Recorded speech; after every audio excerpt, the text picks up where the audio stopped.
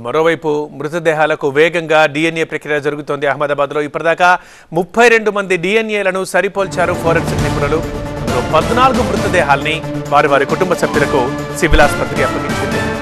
ఇక డిఎన్ఏ పరీక్షలో మాజీ సీఎం విజయ్ రూపానీ మృతదేహాన్ని గుర్తించినట్టుగా తెలుస్తోంది.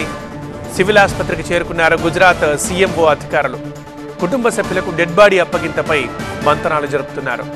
విజయ్ రూపానీ స్వస్థలమైన రాజ్కోట్లో అంత్యక్రియలకు ఏర్పాట్లు చేస్తున్నారు. డిఎన్ఏ పరీక్షలు, డెడ్ బాడీల అప్పగింత ప్రక్రియలో 600 మంది డాక్టర్లు, అసిస్టెంట్లు, డ్రైవర్లు పాల్గొన్నారు. ఇక డిఎన్ఏ పరీక్షలో దంతాలు, ఎముకలు కీలకం కాబోతున్నాయి.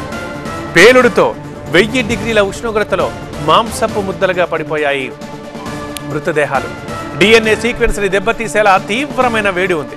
ఒక్కో డిఎన్ఏ పరీక్ష కోసం ఇందుకోసమే 26 నుంచి 48 గంటల సమయం పడుతోంది. అంత టఫ్ అవుతోంది ఈ టాస్క్. అహ్మదాబాద్ ఫోరెన్సిక్ ల్యాబ్లో డిఎన్ఏ పరీక్షలు కొనసాగుతున్నాయి.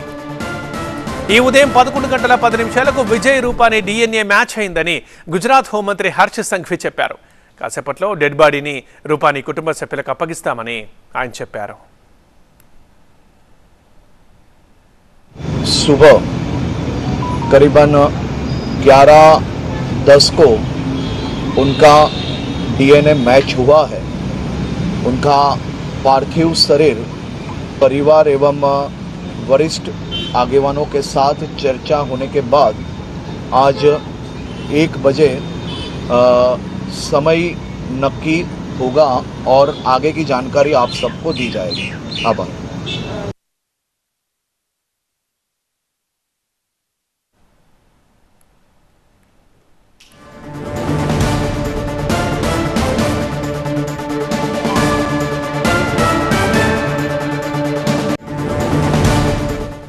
రైట్గా చీఫ్ రిపోర్టర్ రాకేష్ గారు అహ్మదాబాద్ నుంచి మరింత సమాచారం అందించడానికి లైవ్లో.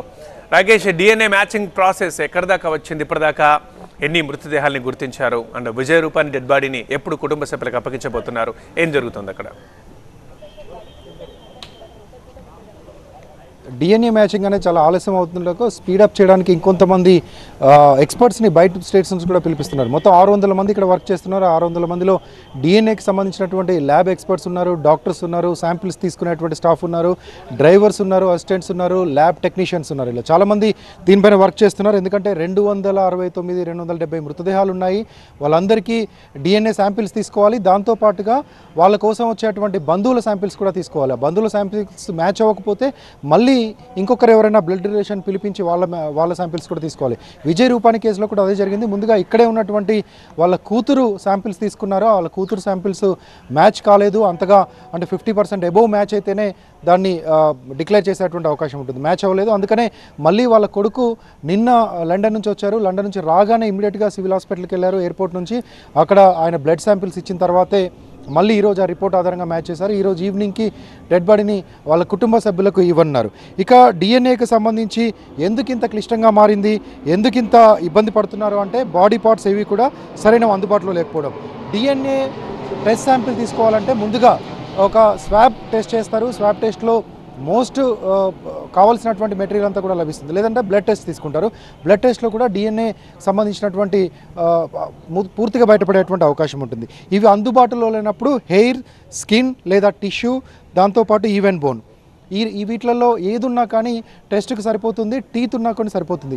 ఇవన్నీ ఎందుకు తీసుకుంటారంటే ఒకవేళ హెయిర్ తీసుకునేది ఉంటే కనుక హెయిర్ ఖచ్చితంగా ఆ బాడీకి జాయింట్ అయి ఉండాలి, టీత్ కూడా జాయింట్ అయి ఉండాలి, బోన్స్ కూడా జాయింట్ అయి ఉండాలి.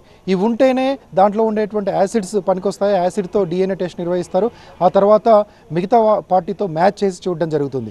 సో ఇక్కడ జరిగిన ప్రమాదంలో అగ్ని ఎక్కువగా వచ్చింది, ఫైర్ బ్లో అప్ అయింది. సో బ్లోఅవుట్లో మొత్తం కూడా డెడ్ బాడీస్ అన్నీ ఎక్కడ పనికి రాకుండా కాలిపోయాయి. డిఎన్ఏ టెస్ట్కి ఎక్కడ అవైలబిలిటీ లేకుండా ఏ పార్టు పనికి రాకుండా పోయాయి. కొన్ని శరీర భాగాలు ఎక్కడెక్కడో ఎగిరిపడ్డటువంటి దృశ్యాలు కూడా కనిపించాయి. కొన్ని తలలు ఎగిరిపడి బయట కూడా కనిపించాయి.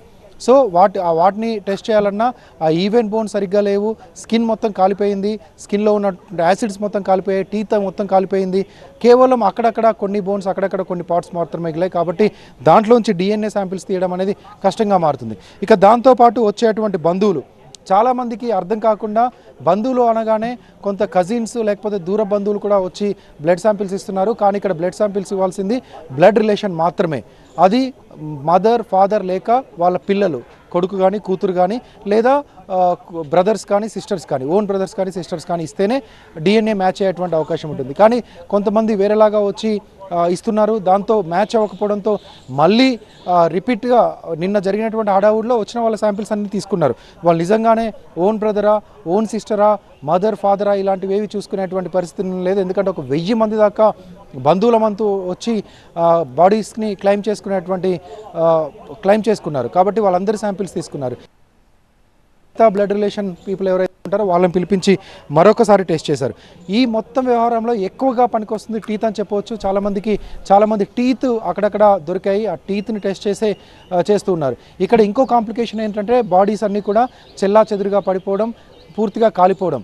కొందరి టీత్ ఒక దగ్గర దొరుకుతాయి, కొందరి బాడీ పార్ట్స్ ఇంకో దగ్గర దొరుకుతున్నాయి. సో రెండింటికి టెస్ట్ చేసినప్పుడు 2 మ్యాచ్ అయితేనే ఆ బాడీ పార్ట్స్ అన్నీ కలిపి ఒక మూటగా కట్టించేటువంటి దయనీయమైనటువంటి పరిస్థితి.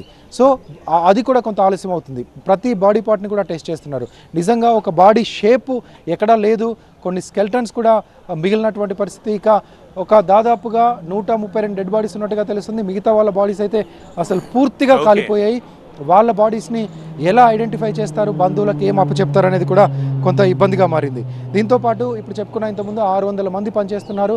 ఇంకా డెడ్ బాడీస్ ఎవరికైతే అప్పచెప్తున్నారో వాళ్ళకి ఇక్కడ నుంచి ఏ గ్రామమైనా, దేశంలో ఉన్నటువంటి ఏ ప్రాంతానికైనా ప్రభుత్వమే ఖర్చులు భరించి, ఎయిర్ ఇండియా ప్రభుత్వం ఖర్చులు భరించి ఇక్కడ నుంచి డెడ్ బాడీస్ని షిఫ్ట్ చేసే విధంగా ఫ్లైట్లో లేకపోతే అంబులెన్స్లో తీసుకెళ్లే ఏర్పాట్లు చేస్తున్నారు. దానికి సంబంధించి పోలీస్ డిపార్ట్మెంట్ అన్ని చూసుకుంటుంది.